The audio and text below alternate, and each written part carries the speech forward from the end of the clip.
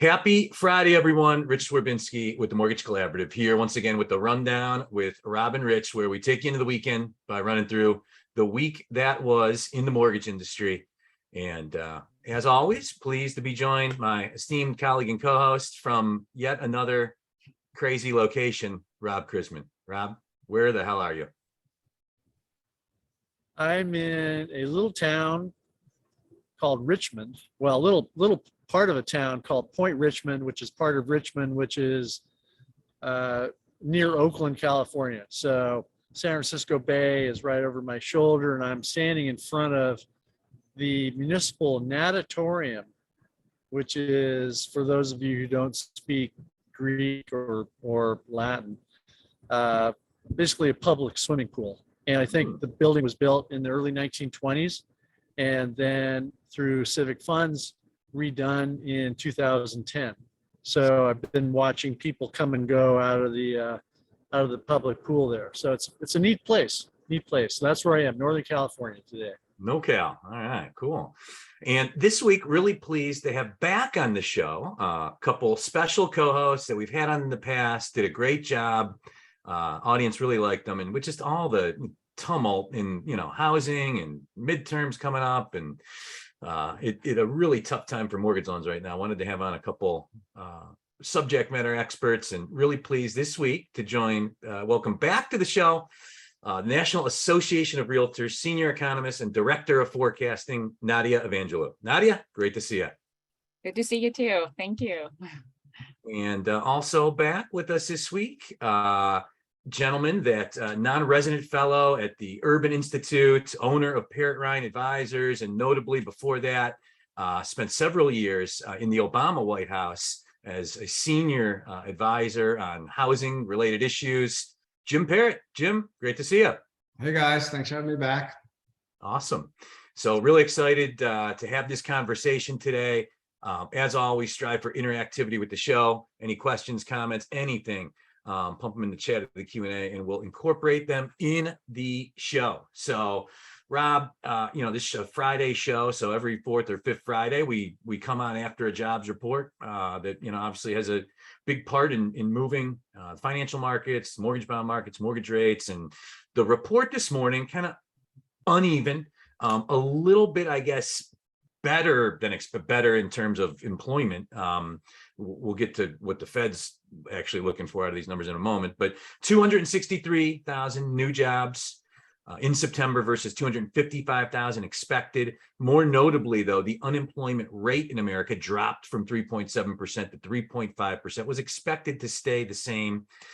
You look inside the numbers, labor force participation rate dropped by 0.1%. Doesn't seem like a huge deal, but if you look at the labor force participation rate, so the number of people eligible to work that are formally in or trying to be in the labor pool, was 63.5% in America pre-pandemic. This month we ticked down to 62.3. It's a 1.3%. But if you look at the size of the labor pool in America, it's roughly 2 million Americans. There's roughly 2 million Americans that are not working now, that could be, that were before the pandemic. And it feels like that's a big part of this, but the markets are just looking for a reason to be angry right now. And if you're looking for reasons, you could find some stuff in this report, and not surprisingly, stocks and bonds, not a good day off the report. Yeah, I think the numbers, you can slice and dice them and see things in there that you don't want to see things in there that you do want to see, and so on. And there's something a little bit for everybody. I think in general, if you look at the overall numbers, Rich, just in general, the Fed's moves are having some impact, and it's often said that whatever the Federal Reserve does takes months, like 6 months before they really start to have an impact. And I think the Fed's moves are having an impact. Part of it's actual, part of it's psychological. And so from a lender's perspective, though, say what you will about the numbers, rates are not expected to drop anytime soon. You have the old adage, and I wanted to get Jim's take on this, but you don't fight the Fed. And the market may give us occasional head fakes like, ooh, we're getting a rate rally, and the 10-year was 4.1, a week or two ago, and now it's down to 3 point whatever. The fact of the matter is the Federal Reserve has made it pretty clear that they want to fight inflation. Next week we get the consumer price index, but, looking around at meals and the cost of gasoline and so forth, I don't see a lot of inflation reduction going on. And so I think another 0.75% or 75 basis point move, which I think that's pretty baked into the market. And I think that's generally anticipated the next Fed move. But, along those lines, Jim, you've kind of had this seat at the table in terms of the government and what it's trying to accomplish. And I know one of the things that I wanted to ask you about at some point in the show was pricing, because rates are going to do what rates are going to do. But the FHFA has its loan level price adjustments, FHA loan level price adjustments, and so forth. And I know that you follow that information very closely. So as I was going to say, rates are going to do what rates are going to do. The whole market has to deal with it. But what are you hearing, or what are you thinking in terms of actual conventional conforming pricing or government loan pricing? What any jungle drum saying anything out there? Yeah. So let me start with FHA, because in some ways it's simpler what they're sort of wrestling with. So almost exactly a year ago, they got a pretty good report card from their actuarial. It comes out every November. And the actuarial basically found that they're at about 4 times their capital level required by Congress. They had a fair amount of headroom to cut more insurance premiums. So the market was sort of assuming they would, but what the market didn't realize is FHA's pricing was already baked into its budget, administration's budget for this year. And so they, in order to cut pricing, we're going to have to cut, spending in some other HUD program, which wasn't going to happen. So what they're now likely to do is, as they're working on next year's budget, which is what they're sort of wrestling with as we speak, they're likely going to build in room for a cut next year that they can include in the budget, and thus not worry about hammering some other FHA program or other HUD program to pay for. And so my expectation is, assuming that they get a clean bill of health in the next actuarial, which comes out next month, which they already presumably have some sort of initial read on. They begin to get drafts of this report several weeks before it's published, so the rest of us see it. But assuming that those numbers are anything close to what they were last year, and I don't have any reason to think they aren't, they'll have a bunch of headroom again this year. But this time they'll be able to get out in front of their budget, include a cut in the new budget. So my guess is we should see a pretty significant cut from FHA. The question is more the size and shape of it than it is whether we see one. And the two big questions there are, do they do what they've done historically, which is a broad base, everybody gets the same cut, or do they target it? Do they pick some subset of FHA borrowers, first-time home buyers, first-generation home buyers? You pick the varietal and give those folks a really deep cut because there are few of them you've got to worry about, or do they stick with an across-the-board cut? And either way, are they solving for? They're required to hold 2% capital. They're going to want to hold more than that. Last year they had about 8%. I'm guessing they come in, 8 or above this year. Are they solving for 4%? Because that spits out one number of a cut. Are they solving for 2%, 6%? So those are the questions. But I feel pretty confident we'll see a cut from them probably taking place next year. They'll announce it or at least lean into it a little bit as they release their budget numbers. So we'll see it before the year end, but they won't take effect until next year. That's oh, and then FHFA, and I'll try to talk through this quickly. It's a little complicated. They've been reassessing their sort of pricing structure all year. This is like a multi-month exercise, and they were poised to announce price changes, pretty comprehensive price changes over the summer. And the MBS market went sideways, and it scared them off. They didn't want to throw into a disrupted MBS market, another reason for people to be anxious. So they pulled back. My guess is they finally go ahead and release fairly comprehensive price changes in the next couple of months before year end. And the way they're thinking about it, which is actually kind of interesting, and for whatever reason it's not been covered at all out there, they've broken their business, GSE's business, into 3 buckets. So they've got mission business, so stuff that's consistent with their goals regime, duty to serve. So lending that supports LMI folks, underserved communities. You've got your core business, which is rate and term, refi for owner-occupied houses, purchase lending for owner-occupied houses. And then you've got your, what I think of as mission remote. So cash out refi, investor properties, second homes, that kind of thing. And what they're trying to do is they're trying to, in effect, maximize what they can charge in that last bucket to generate as much profit as they can from the GSEs, to bring down pricing as far as they can in the first bucket. And then in the middle bucket, what they're solving for is just the Calabria capital rule, which, last year increased capital requirements for the GSEs. They sort of went into effect earlier this year.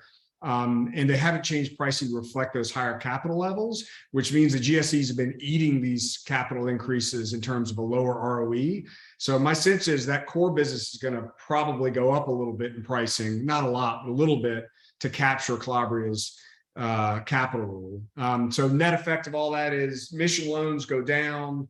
Some, not all, mission remote loans go up a little bit, depending on where they think the outer edge of what they can price that losing the business is. And then the core business probably goes up a little bit too. And then FHA comes down a good bit. That's my guess. Yeah, the interesting thing is that several months ago, the inventory was, the amount of for sale inventory was so low out there. I would tell folks, look, even if rates were 0%, if there's no houses to buy, what difference does it make in terms of interest rate, in terms of mortgage pricing, in terms of affordable housing programs, and so forth and so on? But in the last several months, as we all know, the amount of inventory in many markets has increased. There are more for sale signs. There's more activity out there. When I talked to realtors recently, it's in different parts of the nation, it's kind of returned to a more normal market, buyers, sellers, and so forth, not 20 all cash bids. And the loan pricing now does factor into things, and the interest rates do factor into things. And I wanted to ask Nadia, the National Association of Realtors obviously has and you have a great concept, great picture, a great view of what's going on out there. And I realize all real estate is local, but Nadia, what is NAR's take on trends over the last few months, and where do you see things over the next 6 months?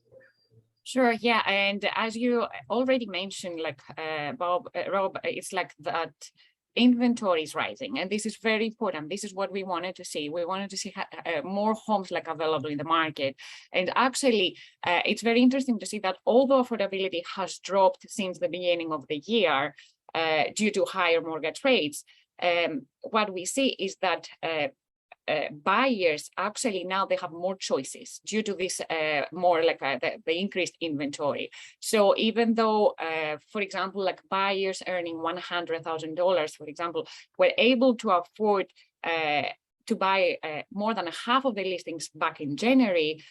However, we see that affordability may like dropped now, but what we see that there are like 80,000 like more listings that these people can afford to buy compared to January. So it's very interesting to see that how increased, like how additional homes in the market can help like people.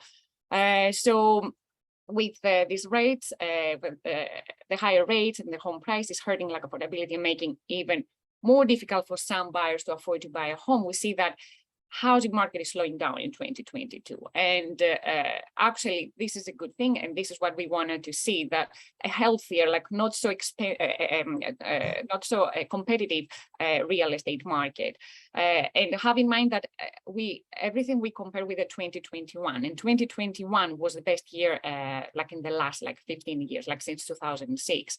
Home purchase like surged over the past like year in a normal way. Thus what we see is that home sales activity is slowing down, and actually home sales will continue to slow down, and maybe they will stabilize when mortgage rates may also like stabilize and rise at a slower pace. In fact, we have like home sales that have dropped in the last like 7 straight months, and activity may slow down even further. Like, have in mind that every year transactions and prices tend to be above trend in the summer, while activity like remained typically slows down in the fall and winter months. And seasonality plays an important like role in the housing market, since it has an impact on the housing demand and the supply. And specifically what we see from the data is home sales activity in the fourth quarter, in the last quarter of the year, typically is one of the slowest of the quarters, like after the first quarter. We see that the last quarter of the year represents about like 24% of the total activity throughout the year. And compared to the third quarter, activity typically like drops by 15% in the last like quarter of the year. Nevertheless, with mortgage rates near like 7% and even larger like reduction of home sales, will come as no surprise to us. Thus, for 2022, we expect home sales to drop about like 15%. And compared to the previous year, and to give you an idea, like we expect about like 5.2 like million homes to be sold like in 2022. However, the slowdown will be like less like in 2023. We expect about like home sales activity to drop about like 7% in 2023. As for home prices, I think it's very interesting to see what's going on with home prices. And what we see that although these higher mortgage rates hurt affordability, we see that home prices continue to rise. Normally, we expect higher mortgage rates to cool off prices, but actually, we don't expect like home prices to drop like in 2022, at least like nationwide. In some areas, we may see some drops, but at the national level, we don't expect like home prices to drop in 2022. We will see a slower home price appreciation, but not a price drop. And in fact, data shows like that, for example, like in August, home prices rose about 8%, although mortgage rates like were rising. But what we see is that it's the second straight month that home prices rose by a single digit like number compared to the previous month. So thus there's a gradual deceleration of home prices, but we don't see any price drop yet. And sometimes we go back in history and we take a look what happened like back, so we can learn from the past. And what we see that home prices didn't fall back like in 1982, where both mortgage rates were about 18%. So home prices rose, for example, like during 1980 and 1982, about like 5%. In the meantime, we should bear in mind that mortgage rates and inflation were much higher then, like in the 80s, than they are now. Nevertheless, mortgage rates are still like historically low. They're like below the 8%. That is like the historical rate for the 30-year fixed mortgage. In the meantime, I expect the impact of this rise in mortgage rates to be even smaller than back in the 80s, as there's also, and we mentioned that there's a severe housing shortage, and where there's a shortage, prices don't drop. Thus, we expect home prices to increase about like 10% in 2022, and specifically by year end to have like about 5% like price gains. So when we compare the December 2022 with the December 2021, to have like about 5% like gains. However, the price gains are expected to be flat like in 2023, to have about like 1% like price increase.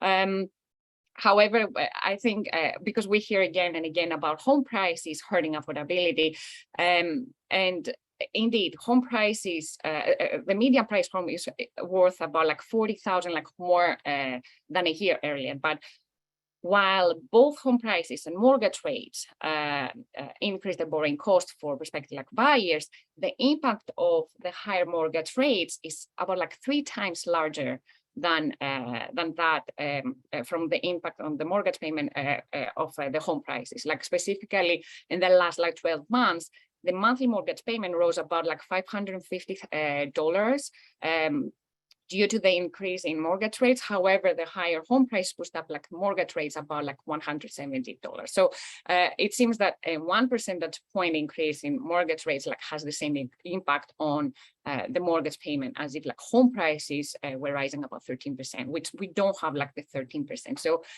indeed, we have like home prices that continue to rise. They will accelerate. This is what we expect, but we don't expect like any price drop so far for 2022. So if I heard you correctly, Very interesting. oh, go ahead, Rob. So switching gears just a little bit, back to Jim Rich. So Jim, my family reunion next year will be much larger than it was this year due to the Biden administration's move on forgiving marijuana possession and letting those people out of being pardoned out of incarceration. So my family reunion is going to be bursting at the seams next year. And a lot more fun. Yeah, and a lot more fun. Everywhere. Good one. Hail State. So, but that grabs the headlines. Housing seems to have fallen a little bit. It's not the headline grabbing news that's out there. And I wanted to get your take, given what Nadia was talking about in terms of interest rates impacting the affordability and housing and so forth. Obviously, the administration's policies impact housing as well. What do you think the administration is focused on right now in terms of housing policy and what's going on behind the scenes that our viewers might want to be aware of? Yeah, so they are at the White House level anyway. They're very focused on the supply shortfall problem because they see it as a as a headwind to affordability. They see it as a driver of inflation, and they see this as a problem that isn't just an acute near-term problem, but one that even if the other components of the CPI begin to come down because supply chain stuff gets sorted out. I mean, if you've got a supply constraint in construction, that upward pressure on inflation and downward pressure on affordability is not going anywhere anytime soon. And so they see this as something that, even though they can't fix it tomorrow, and it kills me every time we sit down and talk about this and they say, what can we do to fix the supply problem? And I say X, Y, and Z. And they say, well, great. When's it going to be solved? I was like, well, it'll begin to affect the market in 18 months. Like, no. You've been out of the White House too long to think in terms of 18 months. We need a next month solution. So the supply problem drives them bananas because it's inevitably something that takes a time horizon to deal with. But they are continue to be very focused on that. And that'll probably play out for them in sort of two ways. One, back in May, they announced a whole hodgepodge of administrative moves they're making to try to help on the supply side. So they are expanding GSE financing of construction sort of modestly. They are trying to push communities that insist on using sort of exclusionary zoning to sort of rethink it by how they allocate Department of Transportation funding. And some other odds and ends that they announced back in May, and they actually today came out with an update on sort of where they stand on a lot of those fronts. And they're, to their credit, trying to be as aggressive as they can with the resources they've got administratively. The downside is, at the end of the day, Congress has got the purse strings. They're the ones that have most of the leverage here. So what I would also expect to see from the administration, even in the lame duck a little bit, but more probably at the beginning of the next Congress, is a push behind the scenes for some bipartisan sort of supply side package. I would expect, and that'll be a behind the scenes exercise because, and we can talk about this a little bit too, the legislative side, but as we're moving to a more bipartisan divided sort of world in the next year, the administration has to go from being a sort of public cheerleader for certain policies to being a lot quieter about what it wants, because in a bipartisan world, if they wave the flag too much on an issue, it's one way to just kill it with the other side of the aisle. So I think you'll see a public push on administrative actions to help on supply side stuff, and you'll see a lot of behind the scenes pushing on the legislative side, all on supply. Interesting. So lock in your cash out refinances and your investment properties now. I hear you saying, Jim. Yeah. And Definitely your cash outs. yeah, and that makes total sense what you're saying. And regarding FHA mortgage insurance premiums, I think everybody thought at the beginning of the year they would be dropped by this point. But I remember you coming on like, and you called it. You're like, they're not going to do it till the end of the year because it's not in the budget. And now we're getting close to the end of the year. Is there any, like, the way that like the government thinks about this, the upfront FHA premium versus the monthly? Is there any rationale, and would they be more likely to cut one? Yeah, it's hard because I mean, they're going to finance in their upfront anyway, and so it gets to be a sort of behind the scenes math problem more than anything else. I mean, there's a bit of a headline advantage on cutting the upfront because it's less expensive to cut, and you can announce a much bigger cut than you announce in the running. But whether or not they cut the upfront of the annual, the budgetary impact is it's the same impact to them as it is for lenders and for borrowers, because the upfront's going to get financed in. And so, I mean, as to whether or not they do the upfront versus the annual, I'm not sure. I think, interestingly, I think a year ago or 6 months ago or whenever, when I was last thinking about this, I had assumed that they would be pretty likely to target a deep cut rather than spread the peanut butter less deeply across all sectors.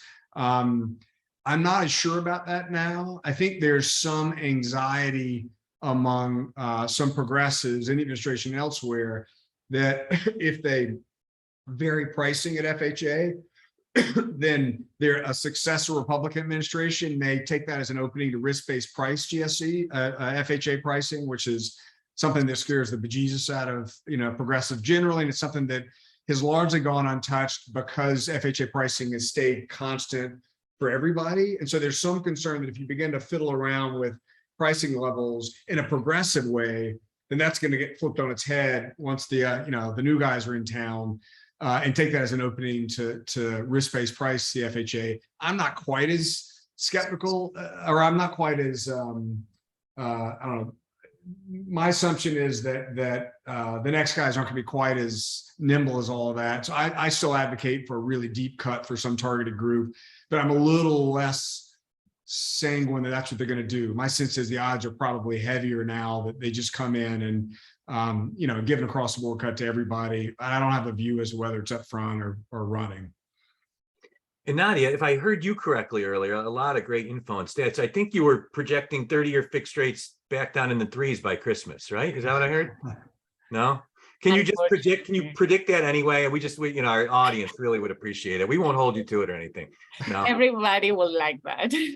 No, but guys, it's a little more on a more serious. Now I'm gonna cut Rich off here because something I want to ask Nadia from the get-go is one of the big selling points that loan officers have when they're talking to potential borrowers is, what are you paying in rent? What did you pay last year? What did you pay this year? How much did it go up? Do you have any control over your rent, or is the landlord going to raise your rent again? And so the whole rental component obviously figures greatly into lender activity because the loan officers like the ability to compare a mortgage payment versus the rent payment. So what are you predicting, or what are you forecasting in terms of the rental market, rental costs, renters in general?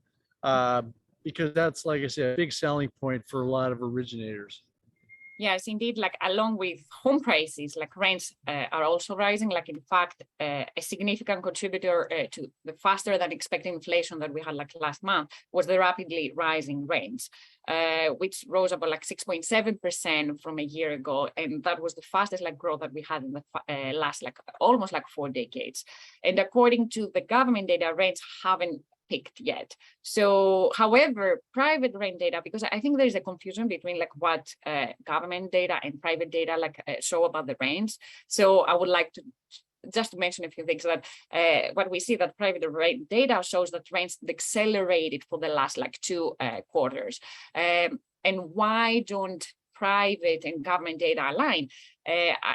first of all, the consumer price index, which provides like information about the rent inflation, uses data from the consumer expenditure like survey to determine like the level of prices for goods and services. While this is a survey, most renters report the rent that they have locked in earlier. So this means that rent changes may take months, like several months, to be reflected in government data. In contrast, the private sector like publishes the listed rents, which are the current rate prices. Thus, government data will likely show an accelerating like trend in rent prices after several months. But no matter the source, like even it's like a government or like a private sector like data, rent growth will remain strong. This is what we expect, as many buyers are forced out of the market due to fast rising like mortgage rates. Buyers need to earn more than $100,000 like to afford to buy the median priced home. So for renters and potential like first-time buyers, this is very bad news. And have in mind that half of the renters spend more than 30% of their income for their rent. So these about like 20 million renters are already cost burdened. So it's very difficult for them to spend like even more like for the rent and then to save for their payment to become like first-time home buyers. However, fast rising rents is good news for real estate market investors. And we see the trend of increasing like sales made by institutional buyers, like for example, and according to our recent like analysis, we found out that institutional buyers purchased about like 13% of residential properties in 2021, and that was up about like 1% from 12% like in 2020. So yes, we see this trend with more and more institutional like buyers purchasing like properties across the country, and these are buyers from Wall Street or a hedge fund or someone like outside of the scope of a traditional buyer. These are not mom and pop like investors. They buy homes and communities like on a large scale and look to make profits from them by turning them to rental properties.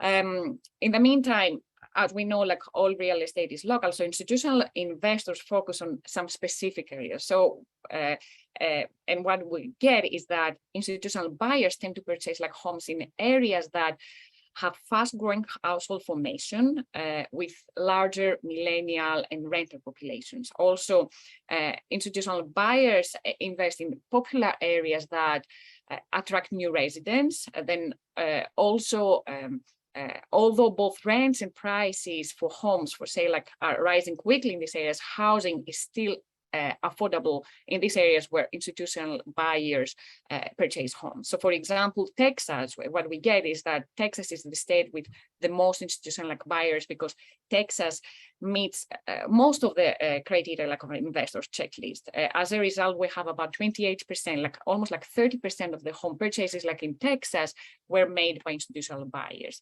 Thus, Texas had like more than twice the national level of institutional buyers. Some other like states that followed are Georgia, Oklahoma, Alabama, Mississippi, and Florida, like many states in the South region. But what is the effect or the impact of these buyers like on the real estate market?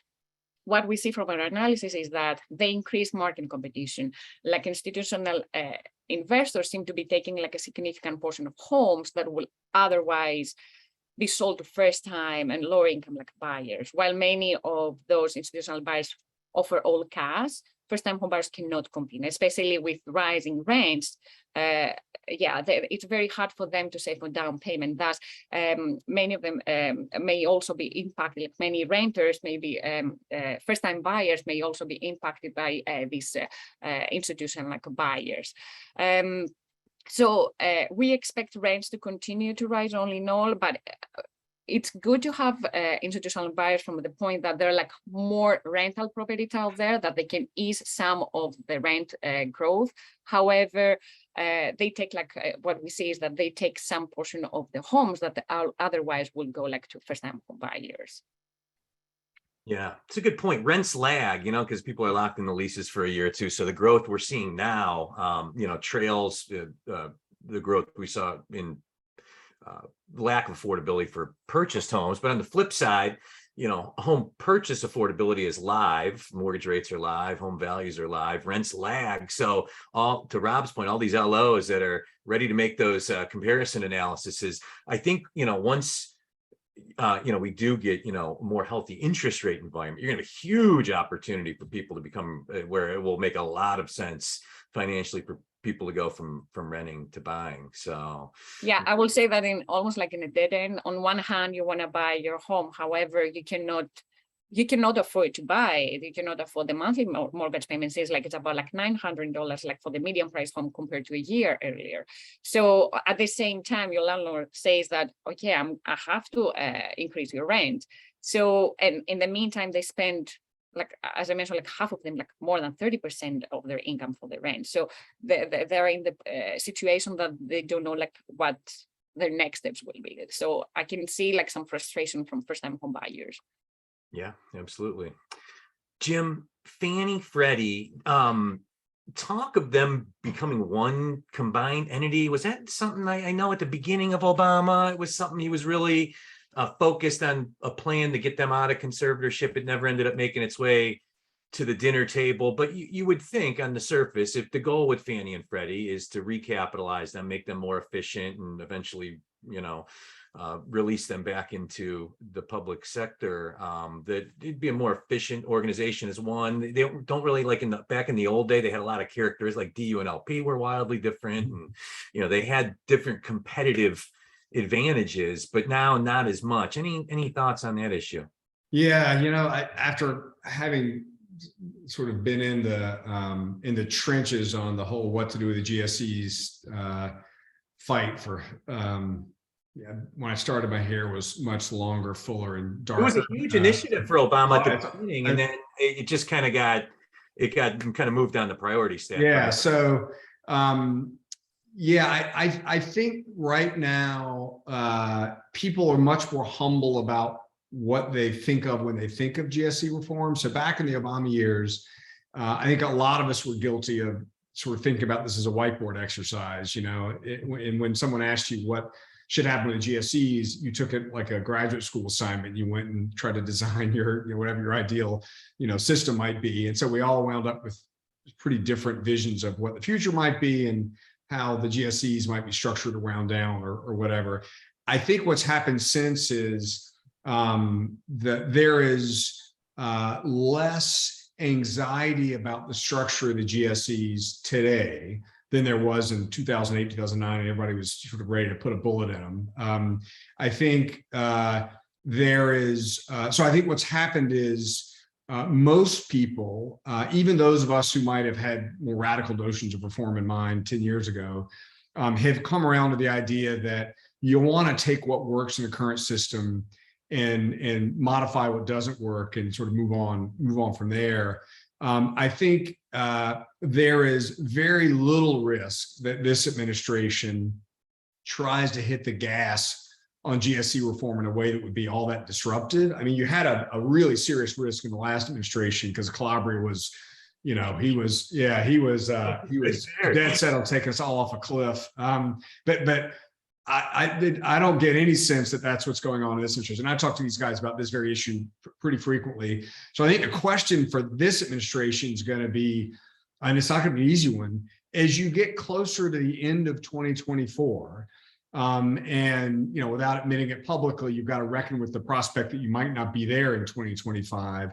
What do you do to lock in the components of the current system that you like in a way that is hard for Calabria, somebody like that, to come in and undo? I think we all got so close to the edge. I mean, I was advising these guys during the transition about what Calabria, when he was still there, wanted to do, like on their watch, and it was a pretty panicky, month or so, where he was threatening receivership and all kinds of really crazy stuff that you might threaten from a podium at a think tank, but not when you're actually running a regulator. So I think that experience has given these guys a pretty good sense of their tail risk with a successor administration coming in and moving on ideological as opposed to pragmatic grounds to sort of reform the system in a way that would undermine the market as far as these guys are concerned. So I think that what you're going to see from these guys, not this coming year, they'll worry about supply and whatnot, but after that,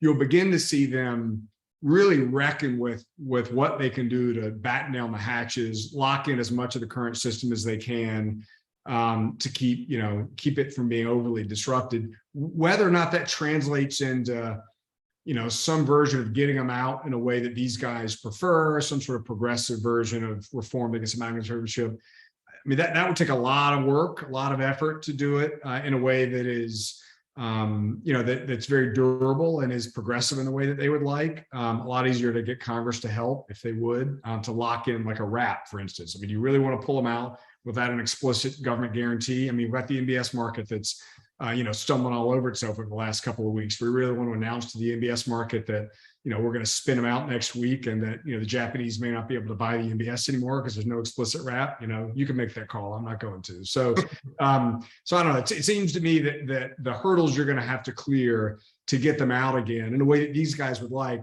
they're not unclearable necessarily, but they're really challenging, would take a lot of bandwidth, would take a lot of really difficult decisions. So I'm not sure they get that far, but I'm pretty confident that as it really sinks in, that they face this tail risk that none of us should want to bear, without mitigating, that they'll begin to do what they can to try to lock the current system in, or the parts of the current system in that they actually, want to see locked in. But it doesn't feel like that's an imminent sort of thing. But all that, to go back to your original question, I don't see us with a Corker-Warner-like exercise where we're all, being asked to comment on like a completely new housing finance system. I think the question is going to be, for this administration, let's say they have a second term and they've got more time to really think about this kind of bigger reform, is going to be, what's a progressive version of the current model that is durable, that has stability through the cycle, where the government can step in and save us in the way that it did in March of 2020. So what do you have to do to lock that in? And it won't look radically different than the one we have today. It's not going to be one Fannie and Freddie. It's not going to be, it won't be dramatically different, I don't think, functionally, than what we have today. So I think that's kind of where this goes. But whether that's a first term thing or not, seems to me a little, not impossible, but a little unlikely. I think they're more likely to wrestle with they're concerned that the next guys come in and try to implement a disruptive path out. Rehire Calabria. The top couple candidates on the Republican side right now would be highly likely to try to bring him right back into that role, would be my guess. But absolutely. Yeah. So they have to be operating into that mindset. I know we only have about 90 seconds left. What would be your elevator speech if somebody asked you about the FHFA and their credit scoring model? Do you see any changes there coming up? Yeah, so it's a really interesting story that deserves a whole nother hour at some point. But Director Thompson went into that really with a lean towards a multi-scoring model system, because she thinks, I'm a regulator, I'm sort of allowing this monopoly, by regulation. That seems like an unhealthy place to be. She was, I think, marginally, I won't say convinced, but open to the arguments she was hearing from consumer groups that competition there might open up access to credit over time, whatnot. But when she opened this idea up to the public, she was bombarded with folks saying how complicated it would be, how risky it would be, how expensive it would be to transition from this system to this new system. So I think what she's now trying to figure out is less how to take us from a one model system to a multi-model system, like, with one pivot, and more, what do we have to do to the current system to make that transition viable over the longer term? So my sense is we probably still eventually migrate to a multi-model system, but it's not going to be next month. It's probably not going to be next quarter. So I think you'll see from Sandra and company a lot of measures to open up transparency and disclosure and whatnot, so the market has a better sense of what moving to a multi-model world would look like, so the transition costs are more manageable. So I think eventually we probably get to a multi-score model, but it's probably not nearly as quickly as someone like Director Thompson was hoping for. Thank you. And Nadia, as senior economist and director of forecasting for National Association of Realtors, I pictured just like realtors calling you all day, like, when's it going to get better? Like, give me, have you become like the support line for the realtors nationally? We receive many questions. I can see that everybody's worried about the housing market, but this is what we want to put out. Of course, mortgage rates are not as they were like last year. However, they're still low compared to the 80s, for example. I know that millennials, and I'm a millennial as well, so I'm not used to have like inflation like 8%, 9%. Neither like I don't like to have like mortgage rate at 7%. However, compared to history, what we see they're like mortgage rates are still historically low. They're like below 8%.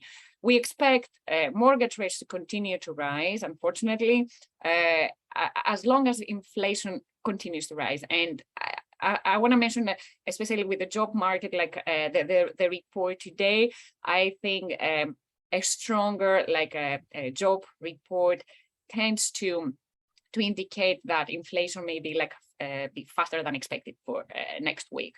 So as long as inflation continues to rise, we also expect mortgage rates to continue to rise. So for the remainder of the year, maybe there will be like around like 7%. On the other hand, we also have to have in mind that home sales activity, we compared with the 2021, and 2021 was one of the best years. We are back to the pre-pandemic levels, back to normal levels, and this is what we wanted to see from last year. Like we wanted to see a healthier, like a more predictable, like real estate market. Awesome, good stuff. And as always, really appreciate you guys joining us. Nadia Evangelou, again, senior economist and director of forecasting for National Association of Realtors, and our friend Jim Parrot, one of our Parrot Ryan advisors, spent a lot of years in the Obama White House and as an advisor. Really appreciate you guys sharing your knowledge and expertise with our audience this week. Thanks, you guys. Have a good weekend. Thank And you. Mr. Krisman, as always, good seeing you. And any good weekend plans for the audience? I'm going to watch the Blue Angels this afternoon, There you go. and then play some hoops tomorrow morning. There you go. Basketball season right around the corner. You're not going to punch anybody like your boy Draymond, are you? I mean, what's wrong with that guy? Honestly, this guy needs mental help. Don't we all? Don't we all? Somebody that doesn't need mental help, Shane Bieber, phenomenal today, and my Guardians off and running. So until next Friday, have a great weekend, everyone. And thanks again, Nadia and Jim and Rob. Take care, guys.